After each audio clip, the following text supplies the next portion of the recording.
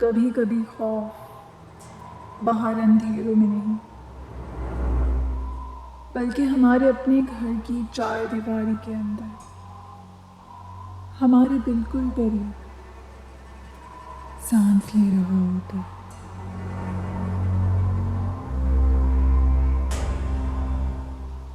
अस्सलाम वालेकुम। हम सब अपने घर को दुनिया की सबसे महफूज पनाहगाह समझते हैं, मगर आज की कहानी ये यकीन तोड़ देगी। मैं आपको सुनाऊंगी एक ऐसी कहानी जो आपको तन्हाई में खौफ सदा कर देगी।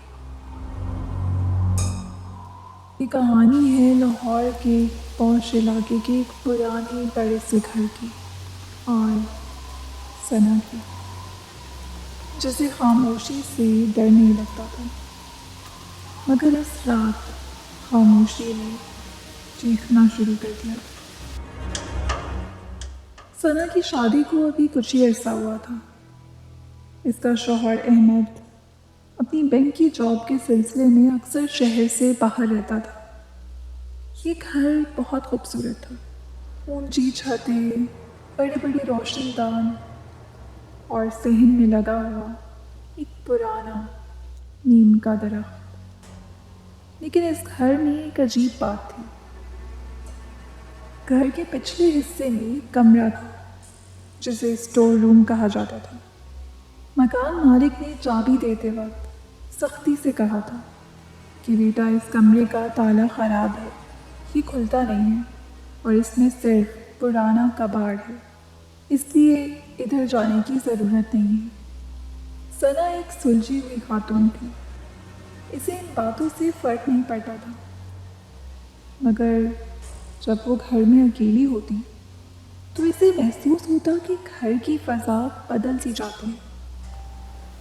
रात के वक्त जब सड़क पर ट्रैफिक कम हो जाती तो सना को लगता कि इस बंद कमरे की तरफ से हल्की हल्की खुरचने की आवाज़ें आ रही हैं, जैसे कोई नाखूनों से लकड़ी को रेत रहा हो।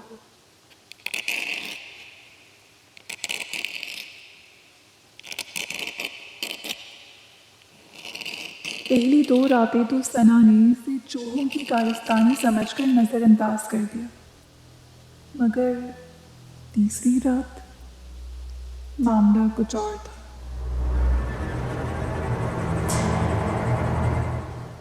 रात के 2 बज रहे थे।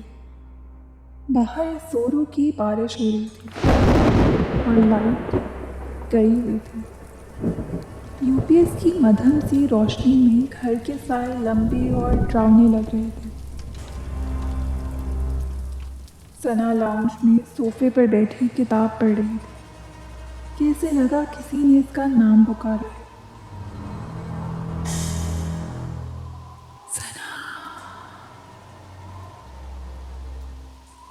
आवाज़ बहुत धीमी थी, बिल्कुल सरगोशी जैसी।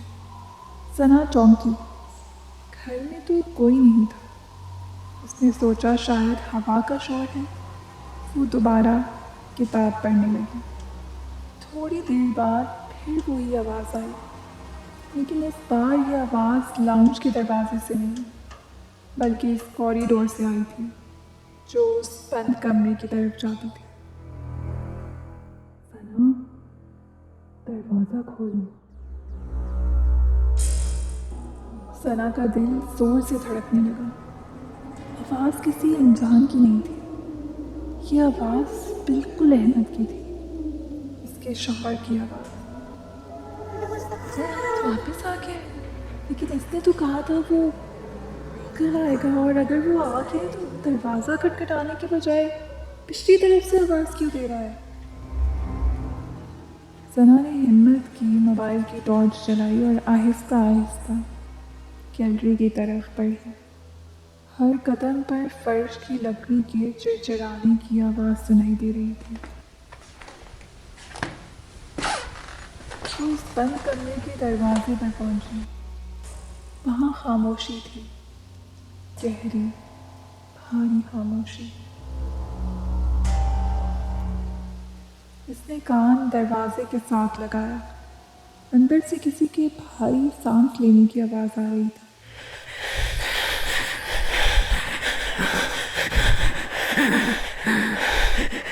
सना ने कपकपाती आवाज़ में पूछा,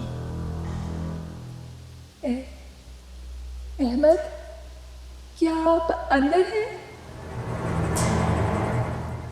अंदर एक लम्हे की खामोशी छा गई और फिर वही आवाज़ आई, हाँ मैं फंस गया हूँ, चाबी लाओ सना, जल्दी। सना को बहुत अजीब महसूस हुआ क्योंकि आवाज़ अहमद की थी मगर लहजा कुछ बदला हुआ था। ऐसा लग रहा था जैसे कोई अहमद की नकल उतारने की कोशिश कर रहा। इस आवाज़ में जज्बात नहीं थे, बस एक सपाट बन थे। सना ने कहा, आप अंदर कैसे गए? ये दरवाज़ा तो बरसों से बंद है। अंदर से जवाब आया, सवाल मत करो, बस खोलो, अंधेरा है। और फिर दरवाजे की दस्ते ने हिलना शुरू कर दी।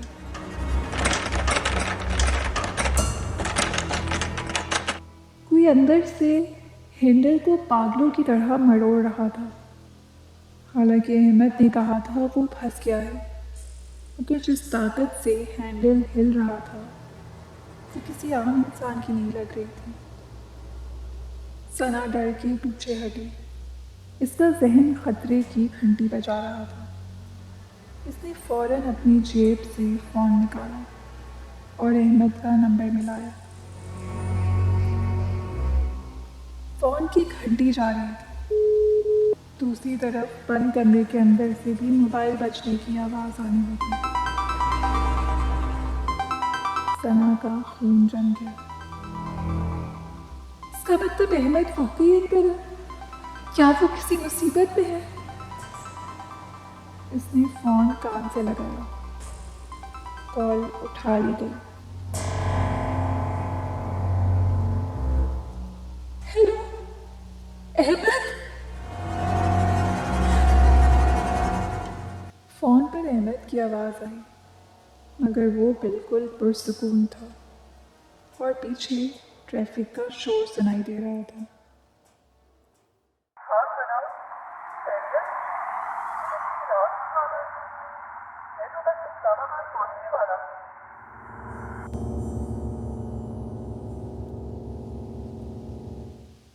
सना के पैरों तले ज़मीन निकल गई। अगर अहमद इस्लामाबाद में है तो इस बंद कमरे में कौन है? और वो मोबाइल किसका बज रहा था? सना ने कांपती हुई आवाज़ में कहा, अहमद, कोई घर में है, कोई इस बंद कमरे में है और वो तुम्हारी आवाज़ में बात कर रहा है। अहमद फौरन चिल्लाया,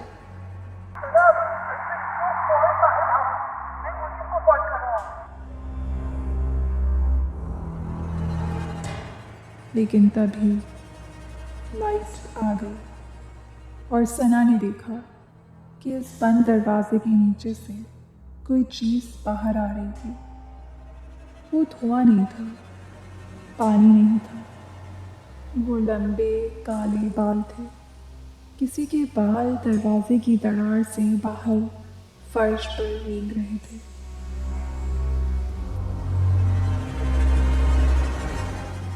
सना चीख मारकर मेन गेट की तरफ भागी। वो हाँफ रही थी, इसके हाथ कांप रहे थे, इसे बस बाहर निकलना था। वो लाउंज से होती हुई मेन गेट तक पहुंची। ताला खोलने की कोशिश में चाबियां इसके हाथ से गिर गई। इसी वक्त इसके कान में पीछे से आवाज़ आई, बिल्कुल इसके कान के पास। सना, तुम कहाँ जा रही हो? मैंने कहा था ना, दरवाज़ा खोलो। सना ने हिम्मत करके पीछे मुड़कर देखा। वहाँ कोई नहीं था, लाउंज खाली था। लाउंज में लगे हुए बड़े आईने में सना ने देखा कि इसका अपना अक्स इसकी नकल नहीं कर रहा। सना का अक्स आईने में सीधा खड़ा था, जबकि सना खुद डर के मारे झुकी हुई थी। आईने वाली सना मुस्कुरा रही थी, एक बहुत खौफनाक गैर इंसानी मुस्कुराहट। और फिर आईने वाली सना ने होंठ हिलाए बगैर वो ही आवाज़ निकाली जो बंद कमरे से आ रही थी। हम बाहर आ गए हैं। अचानक घर की सारी बत्तियां एक साथ बुझ गईं। अंधेरे में सिर्फ एक आवाज़ गूंजी, सना की अपनी चीख।